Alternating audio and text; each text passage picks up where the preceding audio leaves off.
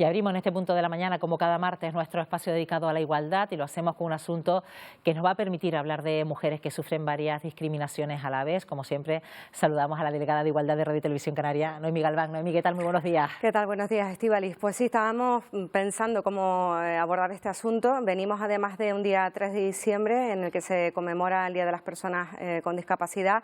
Y siempre buscamos además darle la opción de perspectiva de género, y esa es una de las cuestiones, la doble o triple discriminación incluso que puede darse, que es el concepto de interseccionalidad, así se llama, cuando tenemos varias realidades. Y para ello queremos hablar con Carmen Lausirica, ella es la presidenta de SERMI en Canarias. ¿Qué tal, Carmen? Muy buenos días. Buenos días, Carmen. Buenos días, buenos días. Carmen, veníamos precisamente, como decía, de un 3 de diciembre, de una jornada en la que se pone siempre de manifiesto la realidad también, las discriminaciones, las barreras a las que tienen que enfrentarse las personas con discapacidad. En este caso hablamos de mujeres.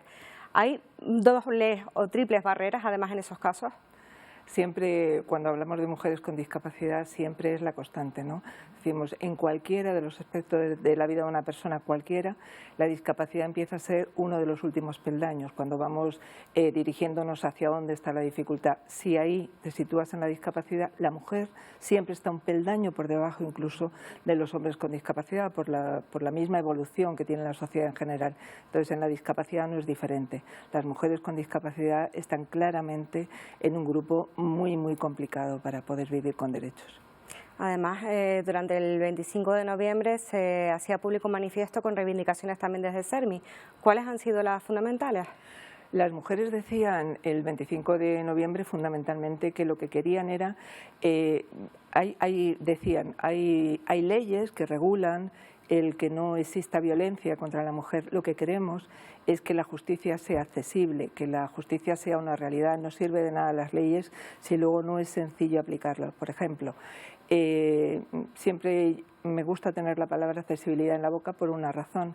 Si no hay formación en las personas que van a implementar las leyes o que van a ser el apoyo, si no hay formación en las mujeres, si no es accesible toda esa información, al final no puedes ejercer tu derecho porque ni siquiera muchas veces has llegado a conocer que existe. Cuando la información no va enfocada a las personas a las que tiene que ir dirigida, se queda en nada.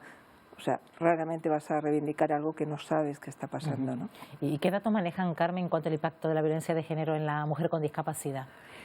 Los datos son muy sesgados, porque realmente una de las cosas que se reivindica es que tiene que haber estudios, tiene que haber datos, porque sin datos es muy difícil que las políticas vayan encaminadas a prever o a solucionar problemas que ya existen, ¿no?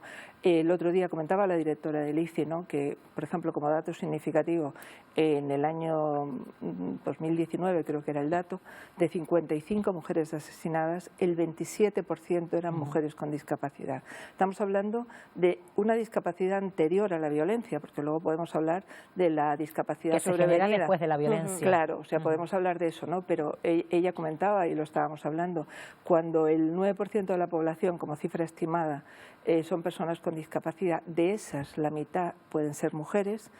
Cuando hablamos de que de 55 un 27 son mujeres con discapacidad, son cifras que alarman y que te dicen hay que ponerse en marcha ya de alguna manera, ¿no? Porque la sociedad está muy preocupada por el tema estamos muy preocupados por el tema de la violencia, pero si luego bajas el peldaño a la discapacidad, te das cuenta que es que no se puede perder ni un minuto más, ¿no? Ahí te das cuenta de la situación de vulnerabilidad en la que están estas mujeres, y luego aparejada, como decía Carmen, la ignorancia en cuanto a datos de las mujeres que quedan con una discapacidad como resultado de una agresión. Y estamos hablando no de discapacidad física solo, de problemas de salud mental, tanto que estamos hablando hoy en esta jornada, tristemente por lo sucedido también con Verónica Forqué. Hay que hablar de la salud mental también como una consecuencia de esa violencia de género, ¿no? Así es, o sea, yo creo que hay dos cosas en la salud mental. Una, la previa, porque también las mujeres con problemas de salud mental son víctimas más fáciles de manipular en muchas ocasiones, o por las circunstancias en las que viven, en muchos casos encerradas, y luego lo que conlleva a una mujer que puede no tener una discapacidad previa, pero todo lo que tiene que ver con el después de haber sufrido una violencia de cualquier tipo, ¿no? Entonces estamos hablando de que se está polarizando muchísimo. Se habla de cifras muy altas en el tema de salud mental. El otro día también se comentaba, un ejemplo puede ser La Palma, en situaciones de extrema urgencia y en donde todo el mundo está un poco perdido en la realidad, se destapa que hay muchos más casos de violencia que los que había antes, de violencia de género, ¿no? Si metes ahí el colectivo de la discapacidad, vuelves otra vez a significar lo importante que es y lo mal que está este colectivo de mujeres, ¿no? De hecho, esta semana, hace unos días, bueno, pues esa preocupación ha ocupado también al Instituto Canario de Igualdad y bueno, se ha mantenido un encuentro con CERMI para buscar iniciativas en común. ¿En qué sentido, Carmen? El CERMI, lo que pasa es que coincidió todo el inicio de la actividad por lo menos de mi actividad con el tema de pandemia, entonces se nos cortó muchos de los avances, pero se constituyó un grupo que era mujer y discapacidad. Entonces, este grupo de mujeres, desde el principio, una de las cosas que planteamos era, vamos a ponernos en contacto con el ICI, por medio de una persona del CERMI nacional, además, conseguimos un contacto rapidísimo y muy amigable, porque así son en el ICI, ¿no? Y llevamos hablando del tema 1 año y pico, pero ellas ya han comentado que van implementando políticas de accesibilidad, teniendo en cuenta la discapacidad y otras muchas cosas. El problema es el que hemos dicho al principio, no hay datos. Entonces, en este convenio Paraguas, lo primero que hemos dicho es, vamos a buscar los datos para saber dónde y hacia dónde actuar, ¿no? Pero vamos, yo creo que es fundamental el que haya esas alianzas.